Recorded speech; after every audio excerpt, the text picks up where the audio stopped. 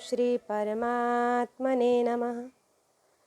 श्रीमद्भागवत महापुराण तृतीय स्कंध अथैकोनविंशोऽध्यायः हिरण्याक्षवध।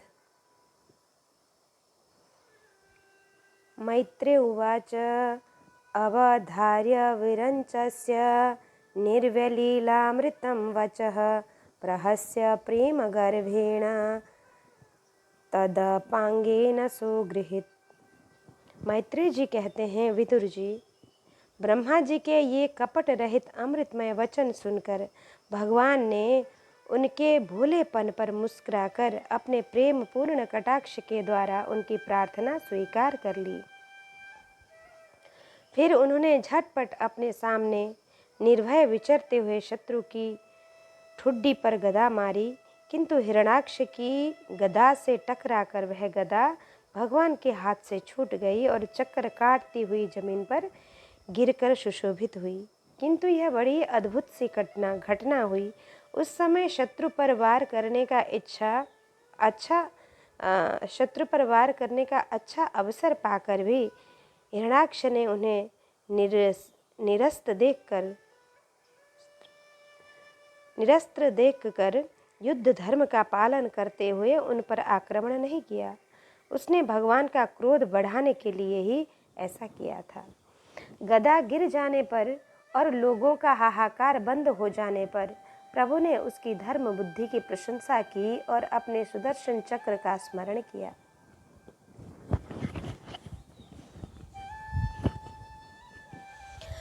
चक्र तुरंत ही उपस्थित होकर भगवान के हाथ में घूमने लगा, किंतु वे अपने प्रमुख पार्षद दैत्यधम हिरण्याक्ष के साथ विशेष रूप से क्रीड़ा करने लगे।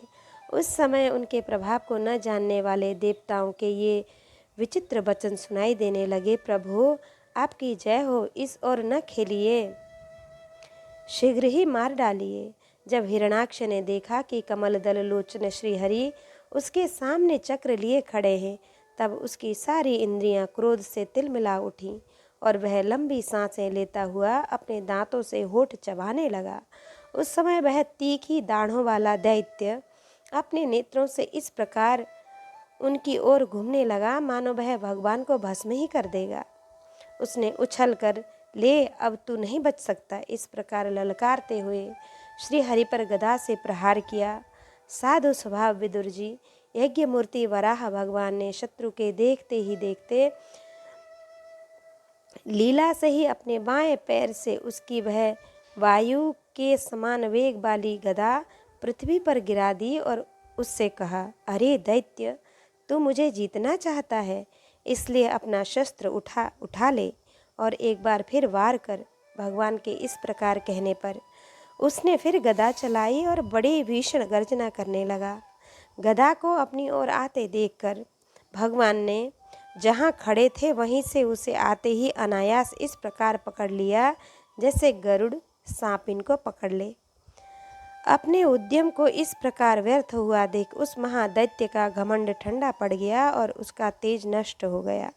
अब की बार भगवान के देने पर उसने उस गदा को लेना न चाहा, किंतु जिस प्रकार कोई ब्राह्मण के ऊपर निष्फल अभिचार मारणादि प्रयोग करे, मूठ आदि चलाए, वैसे ही उसने श्री यज्ञ पुरुष पर प्रहार करने के लिए एक प्रज्वलित अग्नि के समान लपलपाता हुआ त्रिशूल लिया। महाबली हिरण्याक्ष का अत्यंत वेग से छोड़ा हुआ वह तेजस्वी त्रिशूल आकाश में बड़ी तेजी से चमकने लगा। तब भगवान ने उसे अपनी तीखी धार वाले चक्र से इस प्रकार काट डाला जैसे इंद्र ने गरुड़ जी के छोड़े हुए तेजस्वी पंख को काट डाला था। एक बार गरुड़ जी अपनी माता बिनता को सर्पों की माता कद्रु के दासीपने से मुक्त करने के लिए देवताओं के पास अमृत छीन लाए थे। तब इंद्र ने उनके ऊपर अपना वज्र छोड़ा।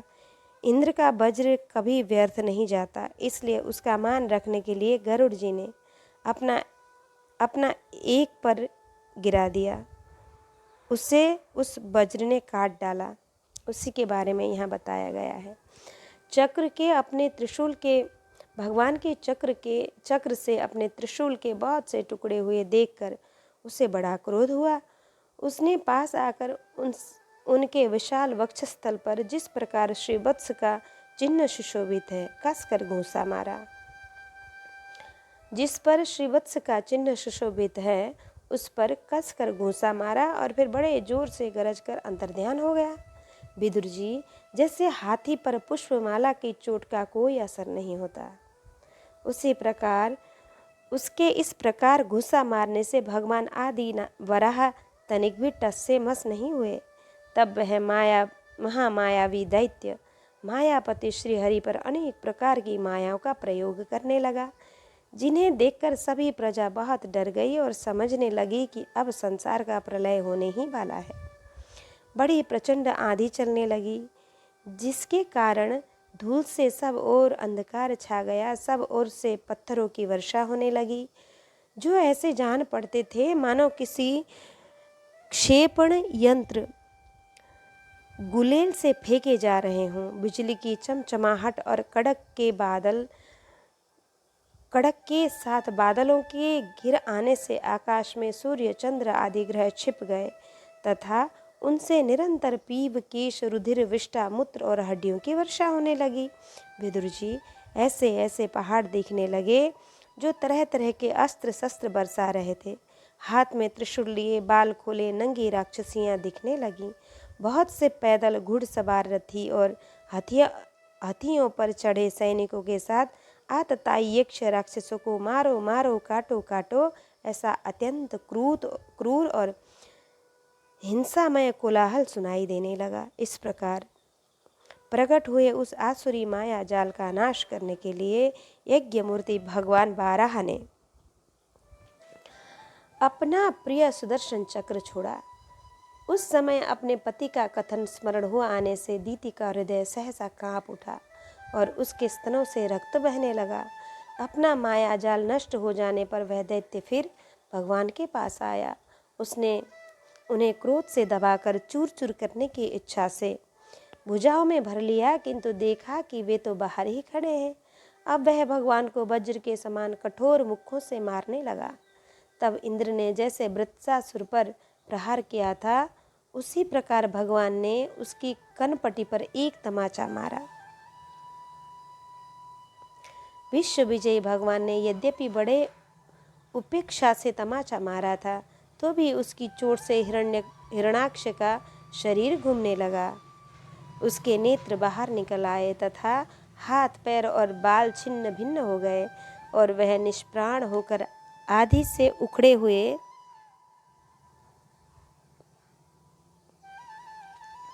विशाल वृक्ष के समान पृथ्वी पर गिर पड़ा। हिरण्याक्ष का तेज अब भी मलिन नहीं हुआ था। उस कराल दाढ़ों वाले दैत्य को दांतों से होठ चबाते पृथ्वी पर पड़ा देख वहां युद्ध के लिए आए हुए ब्रह्मादि देवता उसकी प्रशंसा करने लगे कि अहो, ऐसी अलभ्य मृत्यु किसको मिल सकती है।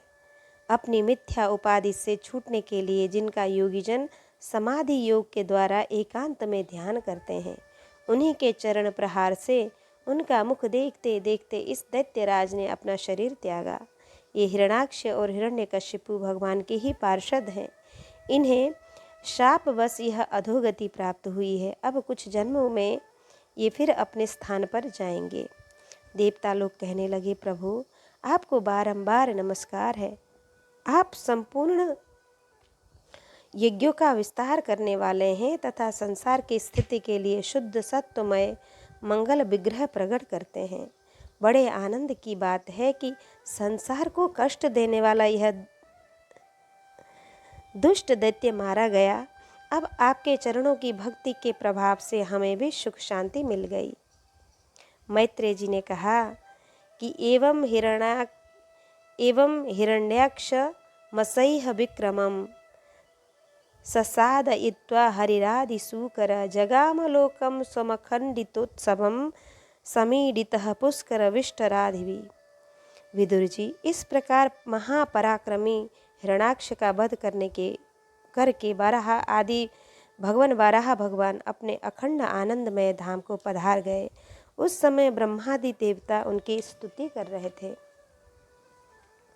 भगवान भगवान अवतार लेकर जैसी लीलाएं करते हैं और जिस प्रकार उन्होंने भीषण संग्राम में खिलौनों की भांति पराक्रमी हिरण्याक्ष का वध कर डाला, मित्र विदुर जी, वह सब चरित जैसे मैंने गुरुमुख से सुना था, मैंने आपको सुना दिया।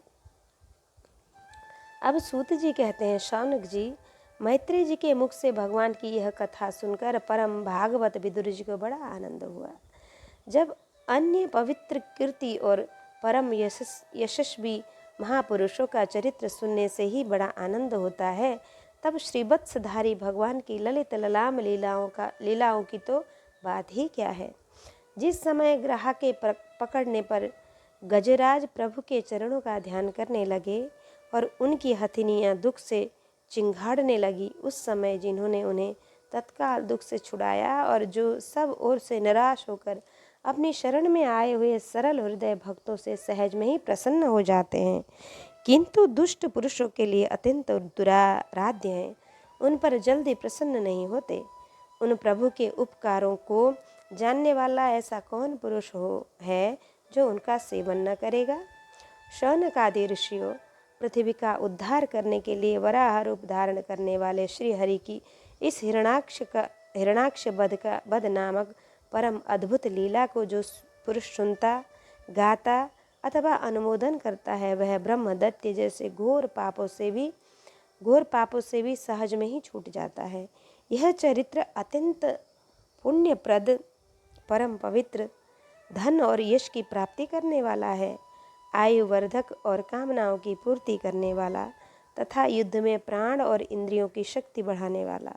जो लोग इसे सुनते हैं, उन्हें अंत में श्री भगवान का आश्रय प्राप्त होता है। इति श्रीमद्भागवते महापुराणे पारमहंस्यां संहितायां तृतीय स्कंदे हिरण्याक्षवधो नामैकोनविंशोऽध्यायः।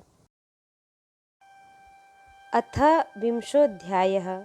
ब्रह्मा जी की रची हुई अनेक प्रकार की सृष्टि का वर्णन। शौनक उवाच। शौनक जी कहते हैं, महिम प्रतिष्ठा मध्यस्य सौते सोयं भुवो मनुः कान्यन्वत्तिष्ठद्वाराणि मार्गाया वरजन्मनाम।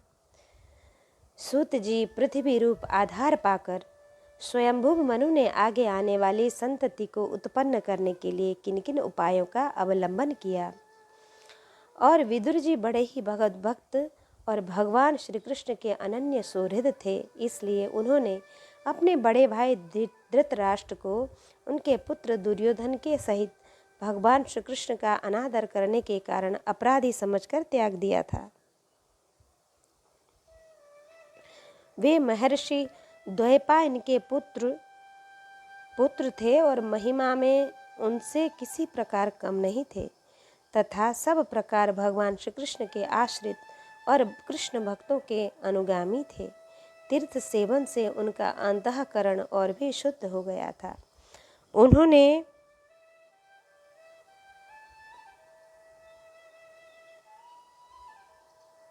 उन्होंने कुशावर्त क्षेत्र हरिद्वार में बैठे हुए तत्वज्ञानियों में श्रेष्ठ मैत्रेय जी के पास जाकर और क्या पूछा।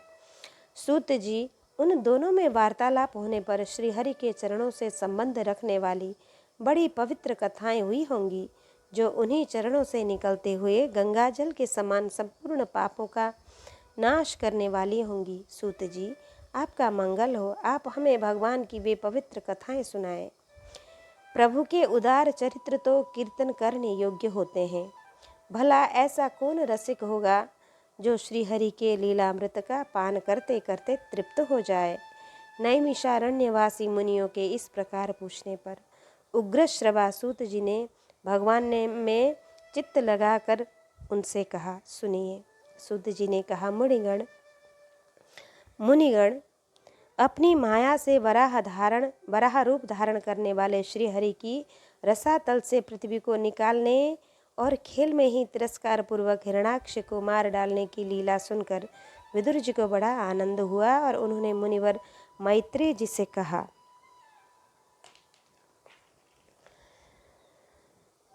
कि प्रजापति दृष्टिष्ट्वा प्रजा सर्गे प्रजापतिन किमारभत में ब्रह्मन् प्रब्रूह्यव्यक्त मार्गविद। ब्राह्मण, आप परोक्ष विषयों को भी जानने वाले हैं, अतः यह बताइए कि प्रजापतियों के पति श्री ब्रह्मा जी ने मरीचि आदि प्रजापतियों को उत्पन्न करके फिर सृष्टि को बढ़ाने के लिए क्या किया। मरीचि आदि मुनीश्वरों ने और स्वयंभू मनु ने भी ब्रह्मा जी की आज्ञा से किस प्रकार प्रजा की वृद्धि की। क्या उन्होंने इस जगत को पत्नियों के सहयोग से उत्पन्न किया या अपने अपने कार्य में स्वतंत्र रहकर अथवा सबने एक साथ मिलकर इस जगत की रचना की। मैत्रेय जी ने कहा, विदुर जी, जिसकी गति को जानना अत्यंत कठिन है, उस जीवों के प्रारब्ध, प्रकृति के नियंता पुरुष और काल, इन तीन हेतुओं से तथा भगवान की सन्निधि से त्रिगुणमय प्रकृति में क्षोभ होने पर उससे महतत्व उत्पन्न हुआ। दैव की प्रेरणा से रज प्रधान महतत्व से वैकारिक, सात्विक, राजस और तामस, तीन प्रकार का अहंकार उत्पन्न हुआ। उसने आकाश आदि पांच पांच तत्वों के अनेक वर्ग प्रकट किए।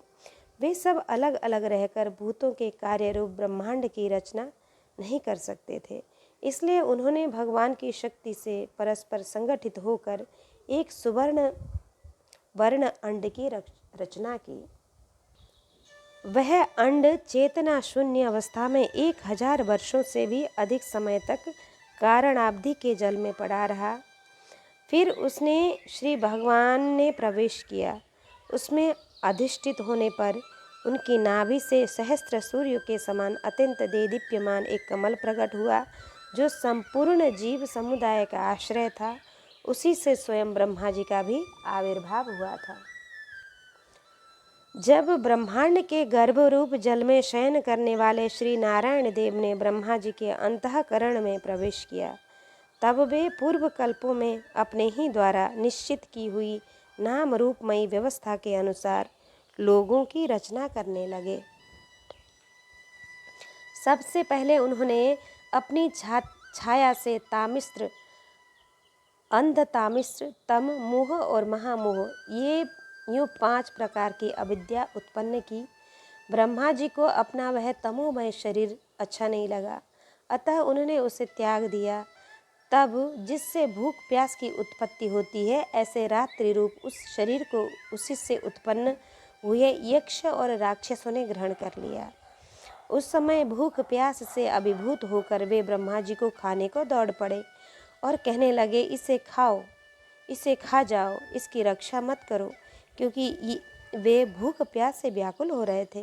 ब्रह्मा जी ने घबराकर उनसे कहा, अरे यक्ष राक्षसों, तुम मेरी संतान हो, इसलिए मुझे भक्षण मत करो, मेरी रक्षा करो। उनमें से जिन्होंने कहा खा जाओ, वे यक्ष हुए, और जिन्होंने कहा रक्षा करो, वे राक्षस हुए। उनमें से जिन्होंने कहा खा जाओ, वे यक्ष हुए, और जिन्होंने कहा रक्षा करो, वे राक्षस हुए। फिर ब्रह्मा जी ने सात्विक की प्रभा से देदीप्यमान होकर मुख्य मुख्य देवताओं की रचना की। उन्होंने क्रीड़ा करते हुए ब्रह्मा जी के त्यागने पर उनका वह दिन रूप प्रकाश में शरीर ग्रहण कर लिया। उसके पश्चात ब्रह्मा जी ने अपने जघन देश से कामासक्त असुरों को उत्पन्न किया। वे अत्यंत काम लोलुप होने के कारण उत्पन्न होते ही मैथुन के लिए ब्रह्मा जी की ओर चले। यह देखकर पहले तो वे हंसे, किंतु फिर उन निर्लज्ज असुरों को अपने पीछे लगा देख भयभीत और क्रोधित होकर बड़े जोर से भागे। तब उन्होंने भक्तों पर कृपा करने के लिए उनकी भगवान के अनुसार दर्शन देने वाले शरणागत वत्सल वरदायक श्रीहरि के पास जाकर कहा, परमात्मन, मेरी रक्षा कीजिए।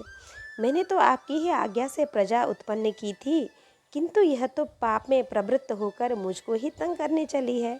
नाथ, एकमात्र आप ही दुखी जीवों का दुख दूर करने वाले हैं, और जो आपकी शरण में नहीं आते उन्हें दुख देने वाले भी एकमात्र आप ही हैं। प्रभु तो प्रत्यक्षवत सबके हृदय की जानने वाले हैं। उन्होंने ब्रह्मा जी की आतुरता देखकर कहा, तुम अपने इस काम कलुषित शरीर को त्याग दो। भगवान के यूं कहते ही उन्होंने वह शरीर भी छोड़ दिया। ब्रह्मा जी का छोड़ा हुआ वह शरीर एक सुंदर स्त्री संध्या देवी के रूप में परिणित हो गया। उसके चरण कमलों के पायजेब झनकृत हो रहे थे, उसकी आंखें मतवाली हो रही थी और कमर करधनी की लड़ों से सुशोभित सजीली साड़ी से ढकी हुई थी। उसके उभरे हुए स्तन इस प्रकार एक दूसरे से सटे हुए थे कि उनके बीच में कोई अंतर नहीं रह गया था। उनकी नासिका और दंतापली बड़ी ही सुगढ़ थी तथा वह मधुर मधुर मुस्कुराती हुई असुरों की ओर हाव भावपूर्ण दृष्टि से देख रही थी। वह नीली नीली अलकावली से सुशोभित सुकुमारी मानो लज्जा के मारे अपने अंचल में सिमटी जाती थी। विदुर जी, उस सुंदरी को देखकर सबके सब असुर मोहित हो गए। अहो, इसका कैसा विचित्र रूप, कैसा अलौकिक धैर्य और कैसी नई अवस्था। देखो, हम काम पीड़ितों के बीच में यह कैसी बेपरवाह सी विचर रही है। इस प्रकार उन कुबुद्धि दैत्यों ने स्त्री रूपिणी संध्या के विषय में तरह तरह के तर्क वितर्क करके फिर उसका बहुत आदर करते हुए प्रेम पूर्वक पूछा, सुंदरी, तुम कौन हो और किसकी पुत्री हो? भामिनी, यहाँ तुम्हारे आने का क्या प्रयोजन है? तुम अपने अनूप रूप का यह बेमोल सौदा दिखाकर हम अभागों को क्यों तरसा रही हो? अबले तुम कोई भी हो, कोई भी क्यों न हो, हमें तुम्हारा दर्शन हुआ, यह बड़े सौभाग्य की बात है। तुम अपनी गेंद उछाल उछाल कर तो हम दर्शकों के मन को मथे डालती हो। सुंदरी,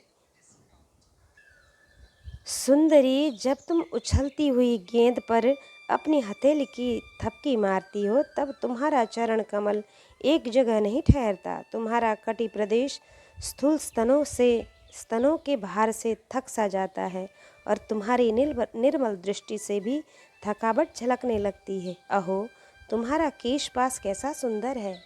इस प्रकार स्त्री रूप से प्रकट हुई उस सायंकालीन संध्या ने उन्हें अत्यंत कामासक्त कर दिया और उन मूढ़ों ने उसे कोई रमणी रत्न समझकर ग्रहण कर लिया।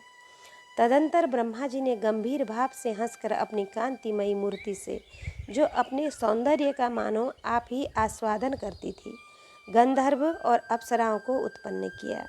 उन्होंने ज्योत्स्ना चंद्रिका रूप से अपने उस कांतिमय प्रिय शरीर को त्याग दिया। उसी को विश्वावसु आदि गंधर्वों ने प्रसन्नतापूर्वक ग्रहण किया।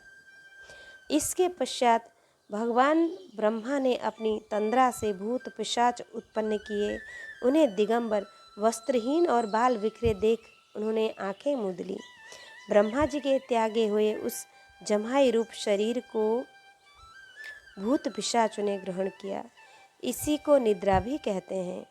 अच्छा, जिससे जीवों की इंद्रियों में शिथिलता आती देखी जाती है। यदि कोई मनुष्य झूठे मुंह से सो जाता है तो उस पर भूत पिशाचादि आक्रमण करते हैं, उसी को उन्माद कहते हैं। निद्रा मिद्रिय विक्लेदो यया भूतेषु दृश्यते येनोच्छिष्टान् धर्षयन्ति तमुन्मादं प्रचक्षते। फिर भगवान ब्रह्मा ने भावना की कि मैं तेजोमय हूँ और अपने अदृश्य रूप से साध्यगण एवं पितृगण को उत्पन्न किया। पितरों ने उनकी उत्पत्ति के स्थान उस अदृश्य शरीर को त्याग कर दिया। इसी को लक्ष्य में रखकर पंडित जन श्रद्धा के द्वारा पितर और सांध्य गणों को क्रमशः कव्य, पिंड और हव्य अर्पण करते हैं। अपनी तिरोधा शक्ति से ब्रह्मा जी ने सिद्ध और विद्याधरों की सृष्टि की और उन्हें अपना वह अंतर्ध्यान नामक अद्भुत शरीर दिया। एक बार ब्रह्मा जी ने अपना प्रतिबिंब देखा, तब अपने को बहुत सुंदर मानकर उस प्रतिबिंब से किन्नर और किम पुरुष उत्पन्न किए। उन्होंने ब्रह्मा जी के त्याग देने पर उनका वह प्रतिबिंब शरीर ग्रहण किया। इसलिए ये सब उषः काल में अपनी पत्नियों के साथ मिलकर ब्रह्मा जी के गुण कर्मादि का गान किया करते हैं। एक बार ब्रह्मा जी सृष्टि की वृद्धि न होने के कारण बहुत चिंतित होकर हाथ पैर आदि अवयवों को फैलाकर लेट गए और फिर क्रोधावश उस भोगमय शरीर को त्याग दिया। उससे जो बाल झड़क कर गिरे वे अति हुए तथा उसके हाथ पैर सिकोड़ कर चलने से क्रूर स्वभाव सर्प और नाग हुए, जिनका शरीर फण रूप से कंधे के पास बहुत फैला होता है। एक बार ब्रह्मा जी ने अपने को कृतकृत्य सा अनुभव किया। उस समय अंत में उन्होंने अपने मन से मनु की सृष्टि की।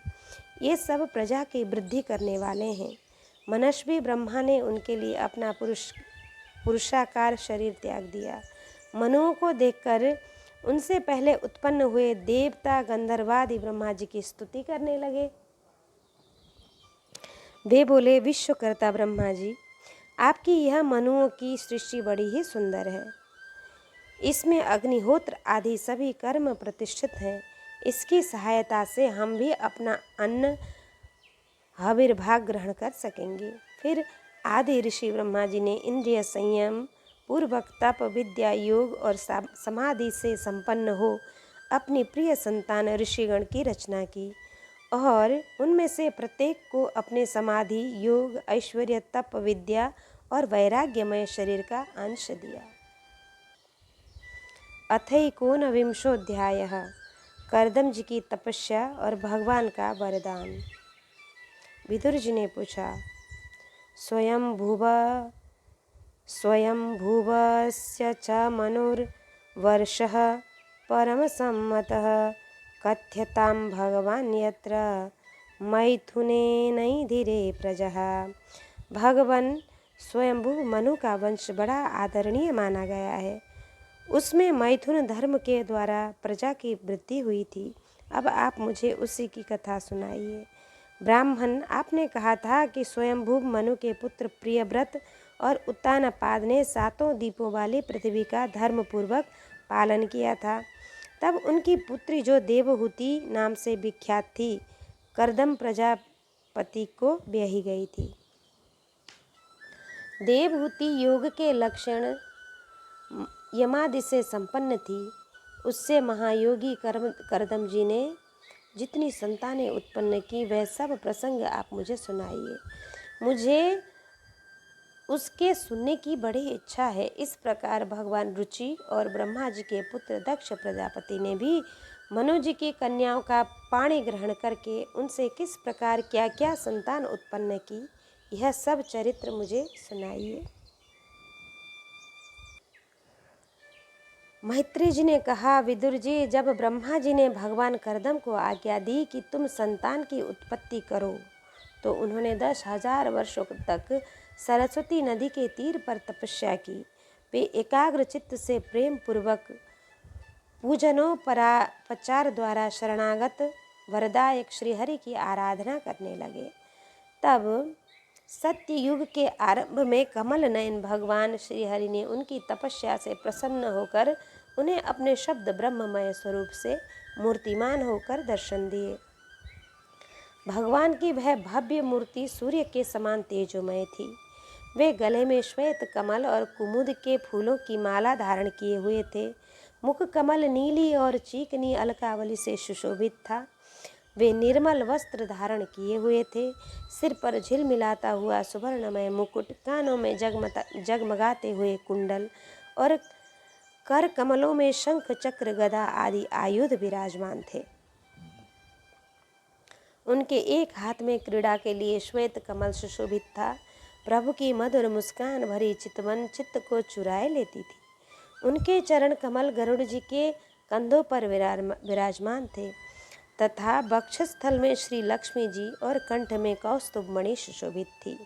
प्रभु की इस आकाश स्थित मनोहर मूर्ति का दर्शन करके कर्दम जी को बड़ा हर्ष हुआ, मानो उनकी सभी कामनाएं पूर्ण हो गईं। उन्होंने सानंद हृदय से पृथ्वी पर सिर टेक कर भगवान को साष्टांग प्रणाम किया और फिर प्रेम प्रवण चित्त से हाथ जोड़कर सुमधुर वाणी से वे उनकी स्तुति करने लगे।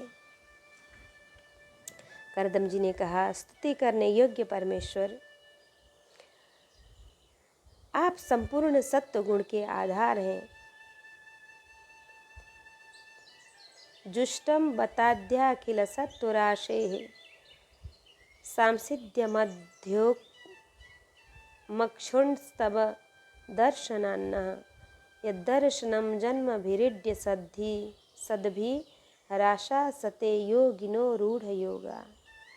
योगी जन उत्तरोत्तर शुभ योनियों में जन्म लेकर अंत में योगस्थ होने पर आपके दर्शन की इच्छा करते हैं।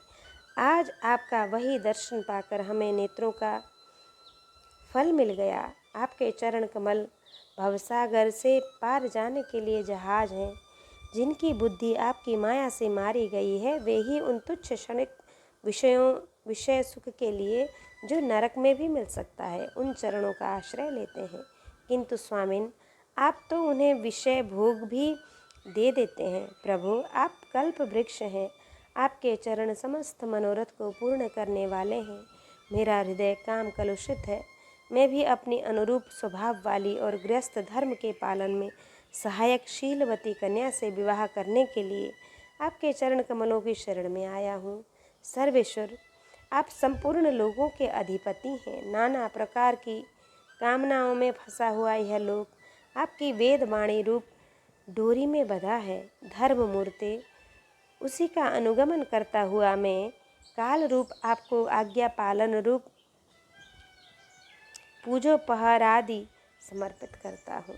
प्रभु, आपके भक्त विषयासक्त लोगों और उन्हीं के मार्ग का अनुसरण करने वाले मुझ जैसे कर्म जड़ पशुओं को कुछ भी न गिनकर आपके चरणों की छत्र छाया ही आश्रय लेते हैं तथा परस्पर आपके गुण गान रूप मादक सुधा ही पान करके अपने क्षुधा पिपासादि देह धर्म को शांत करते रहते हैं। प्रभु, यह काल चक्र बड़ा प्रबल है। साक्षात ब्रह्मा ही उसके घूमने की धुरी है। अधिक मास सहित 13 महीने अरे हैं। 360 दिन जोड़े 360 जोड़ हैं। 6 ऋतुएं नेमी हाल हैं। अनंत क्षण पल आदि इसके पत्राकार धाराएं हैं। 3 चातुर्मास से इसके आधारभूत नाभि हैं। यह अत्यंत वेगवान संवत्सर रूप काल चक्र चराचर जगत की आयु छेदन करता हुआ घूमता रहता है, किंतु आपके भक्तों की आयु का ह्रास नहीं कर सकता। भगवन, जिस प्रकार मकड़ी स्वयं ही जाल को फैलाती है, उसी की रक्षा करती है और अंत में उससे निगल जाती है, उसी प्रकार आप अकेले ही जगत की रचना करने के लिए अपने से अभिन्न अपनी योग माया को स्वीकार कर उससे अभिव्यक्त हुई अपनी सत्वादि शक्तियों द्वारा स्वयं ही इस जगत की रचना, पालना और संहार करते हैं। प्रभु, इस समय आपने हमें अपनी तुलसी माला मंडित माया से परिचिन्न सी दिखाई देने वाली सगुण मूर्ति दर्शन दिया है। आप हम भक्तों को जो श्रद्धादि विषय सुख प्रदान करते हैं वे माया के होने के कारण यद्यपि आपको पसंद नहीं है, तथापि परिणाम में हमारा शुभ करने के लिए वे हमें प्राप्त हों। नाथ, आप स्वरूप से निष्क्रिय होने पर भी माया के द्वारा सारे संसार का व्यवहार चलाने वाले हैं तथा थोड़ी सी उपासना करने पर समस्त अभिलषित वस्तुओं की वर्षा करते रहते हैं। आपके चरण कमल वंदनीय है। मैं आपको बार बार नमस्कार करता हूँ। मैत्री जी कहते हैं, भगवान की भौहें प्रणय मुस्कान भरी चितवन से चंचल हो रही थी। वे गरुड़ जी के कंधे पर विराजमान थे। जब करदम जी ने इस प्रकार निष्कपट भाव से उनकी स्तुति की, तब वे उनसे अमृतमयी वाणी से कहने लगे,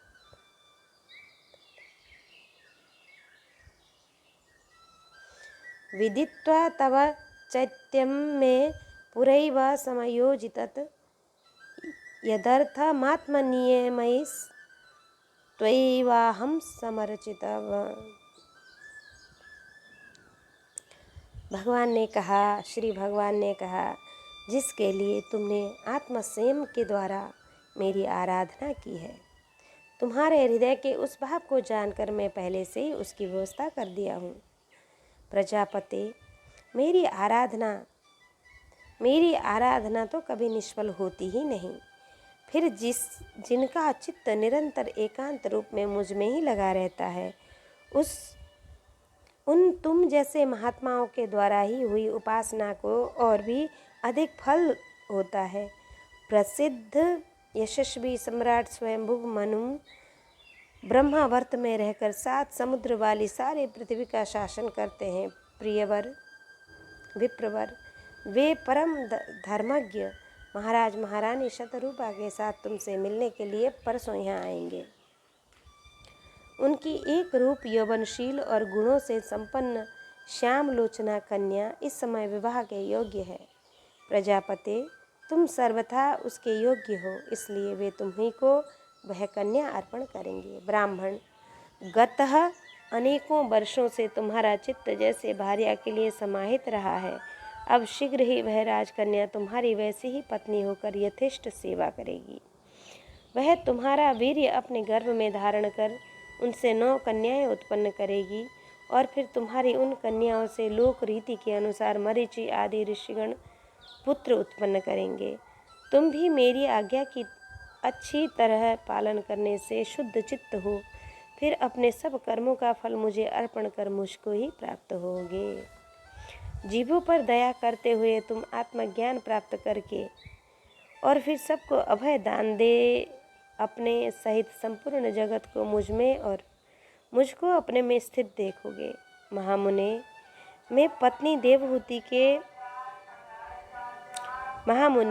मैं भी अपने वंश काल रूप से तुम्हारे वीर्य द्वारा अपनी पत्नी देवहूति के गर्भ में अवतीर्ण होकर सांख्य शास्त्र की रचना करूँगा। मैत्रेय जी ने कहा कि विदुर जी, कर्दम ऋषि से इस प्रकार संभाषण करके इंद्रियों के अंतर्मुख होने पर प्रकट होने वाले श्री हरि सरस्वती नदी से घिरे हुए बिंदुसर तीर्थ से, जहाँ कर्दम ऋषि तप कर रहे थे, अपने लोक को चले गए। भगवान के सिद्ध मार्ग वैकुंठ मार्ग की सभी सिद्धेश्वर प्रशंसा करते हैं।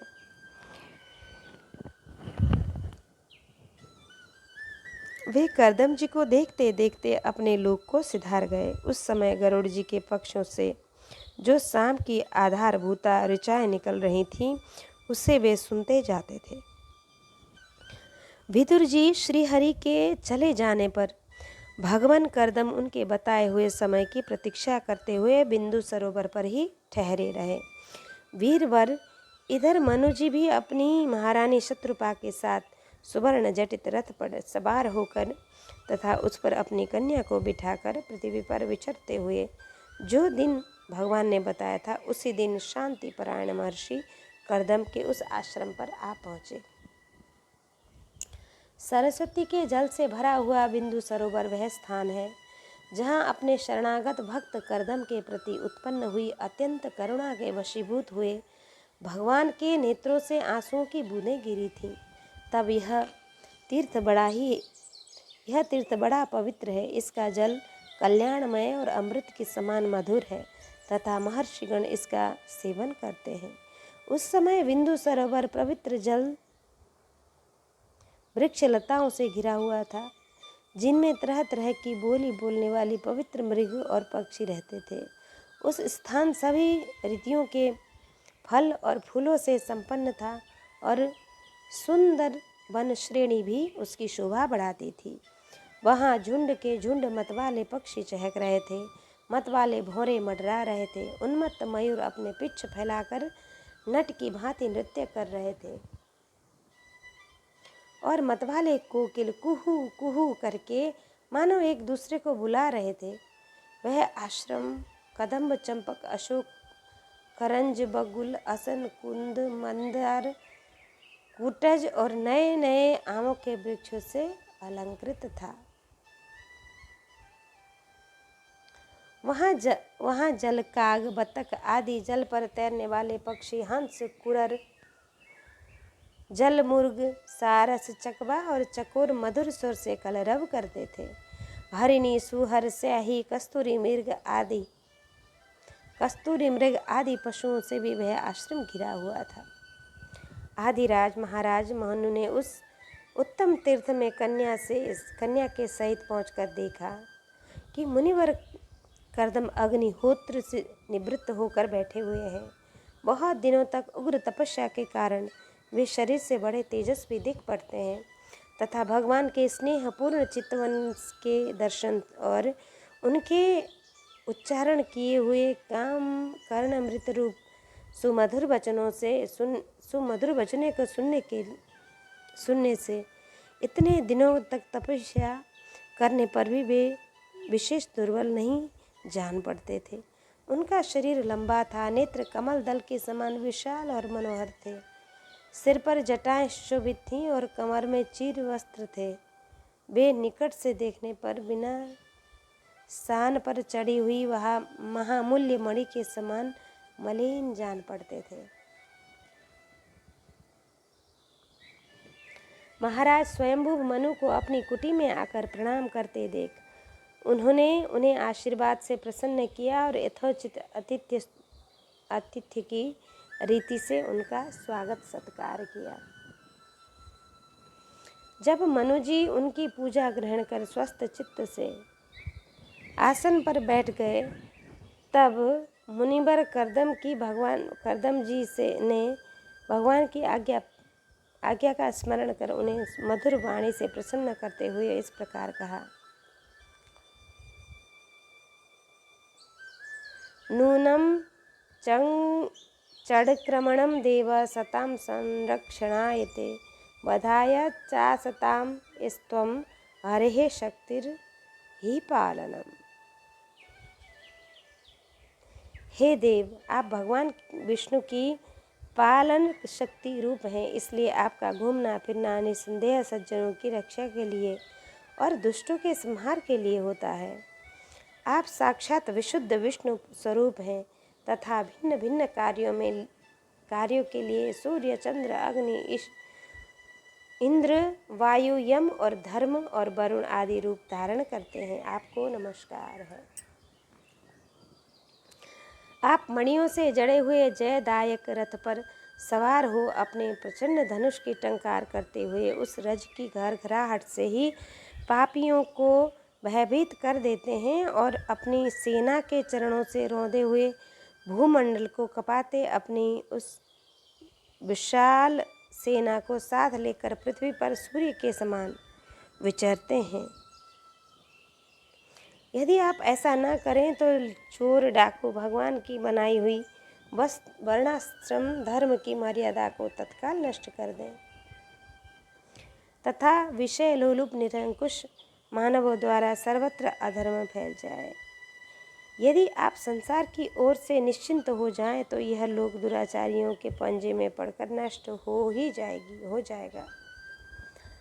तो भी वीरवर, मैं आपसे पूछता हूँ कि इस समय यहाँ आपका आगमन किस प्रयोजन से हुआ है।